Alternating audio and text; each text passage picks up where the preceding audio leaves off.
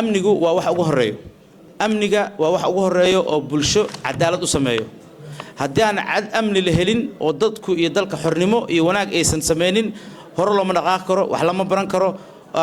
maartay wanaag lagu ma dhaqaaqi karo marka waxaan leenahay insha Allah taala in amniga wadanka laga wada qayb qaato qof kastana oo mas'uuliyadiisa oo wax ka leeyahay ama gobol ha noqoto ama tuulo ha noqoto ama degmo ha noqoto amnigu waa number 1 waxaan rajaynayaa horumarka amniga laga gaaro in dalka oo dhan laga gaarayo waxaan rajaynayaa inaad su'aashaas asaas u fahamtay arinta ku saabsan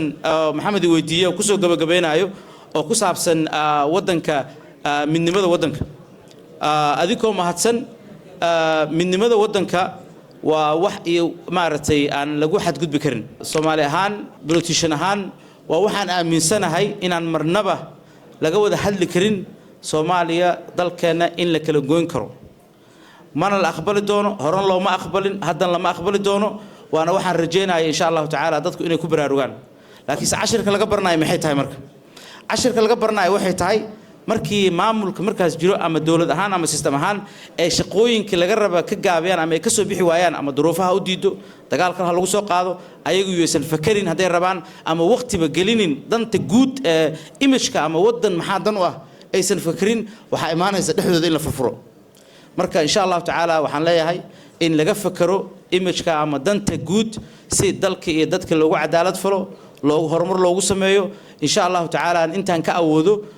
waqtigan aan idila joogo waxaan rajaynayaa xataa gobolada kala dalka inaan tagi doono ilaahay idinkiis oo same arimahaas ku saabsanna aan kala hadli doono iyo sida dalkan horumar loo gaarsiin lahaa siyaasad degan policy fiican ummadda dhaqaalaheeda hor loo horumarin lahaa oo wax ugu muhiimsan aniga aan ku celcelin doono waxay tahay in laga gudbo 4.5 taasmo insha Allah taala waa message-ka aan caawina maqlay hadda ka horna aan maqli doono insha Allah taala dalkeena ma kala goy doono inuu maanta oo Netanyahu dhaho waan qoosana gobol dalkeena kamida gaf ay nagu tahay mana la aqbali doono insha Allah taala dadka rabana inay Soomaaliya dhahan waa kala go'aysa kuwa ka horeeya ku fashilmay marka insha Allah kuwa soo socdana ku fashilmi doonaan dalkan iyo dadkaana waa thank you dalkan iyo dadkaana Ilaahay subhanahu wa ta'ala muslimiin oo naga dhigay dad muslimiina oo toosan oo intaas oo ayagoo dhibaato haysato hadana intaas ka soo baxana marka qoladu ku soo qaldanta Soomaali waligeed waa ku soo qaldami doontaa meel lama gaarayaan insha Allah ta'ala ugu dambeystii marka message-ka aan rabo inaad fahamtaan waa saddex qodob aan ku soo gabagabeynayo caawa kulankeena hadii la rabo isbedel dhab ah markii laga tago 4.5 inaan ka hadalnay waxaan rajaynayaa maadaama aniga qaasim ahaan British politician siyasad aan ku jiro laakiin aan wadankeena hadda ka mid noqon karin una soconin caaw adika dhanna wax rajayna inay ugu aqbasheen hadaan campaign ku jiri lahaa waxaan sheegaa dhan maad dhageysateen Soomaa laakiin hadda waad ogtiin islaamnimo Soomaalinimo iyo wanaag aan isku nimaanay insha Allah saasaan rajaynayna inaan sii wadno oo aan sameeyno wax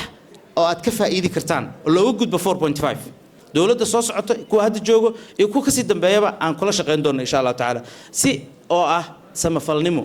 gobolada dalkan tagi doona waxaan rajaynayaa inaan Kismaayo tago waxaan rajaynayaa inaan Dhuusamareeb tago insha Allah taala magaalooyinka kale ee dalkeena aan awood u leenahay inaan tagi doono insha Allah taala marka saddex qodob qofka madaxweyne ah ama wasiir ah ama koox u taliyo waa in saddex midkood laba isku raacdaa saddex haday laba kamid israacdo waa guuleysanaynaa inta badan siyaasiyiinta waxa lagu dhahaa waxay afkooda ka sheegayaan qalbigooda ma jiro waxa ay ku dhaqmaayaan ka sii xun marka waxaan afka ka sheegayno waxa aan ku dhaqmeeno ficilkeena iyo wax qalbigeena ku jiro haday laba israacdo mid saddexaad waa hagaagaysa tusaale ahaan hadaan qalbigeena ku jirto Soomaalinimo iyo Islaamnimo iyo wanaag inaan ummadan Ilaahay uga cabsado mas'uuliyadda qabtay laakiin qalbigeena ku jirta laakiin afkeyga waxa laga yaabaa inaan maanta dhan qabiil ka hadlo 4.5 Ilaahay ugu imtixaamay waa degaysa ficilkeyga hadii la fahmo Soomaalinimo Islaamnimo inaan aan wax u sameeynayo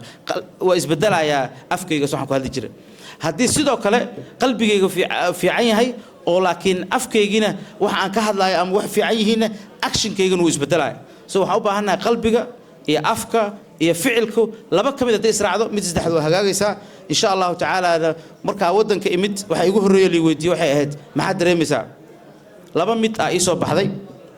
inaan arko dhalinyarad aad iyo aad u tiro badan oo dadaalayo qaarkoodna